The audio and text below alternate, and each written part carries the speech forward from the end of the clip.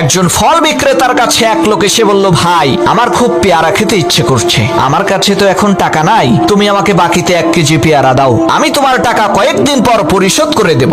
সেই ফল বিক্রেতা লোকটিকে বাকিতে 1 কেজি পেয়ারা দিয়ে দিল। সেই লোক আবার এসে বলল, ভাই এই যে পেয়ারাগুলো যে নিলাম এগুলো কি মিষ্টি হবে?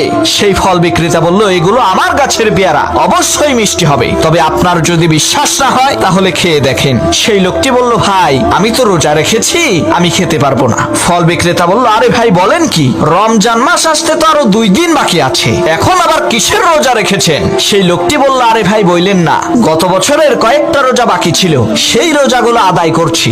লোকটির এই কথা শুনে ফল বিক্রেতা লোকটির হাত থেকে পেয়ারার ব্যাগ কেড়ে নিয়ে বলল, এখান থেকে সরেন মিয়া, আপনি আল্লাহর ঋণ পরিশোধ করতে 1 বছর দেরি করেছেন, আর আমার ঋণ পরিশোধ করতে যে কত বছর দেরি করবেন তার তো কোনো ঠিক ঠিকানা নাই।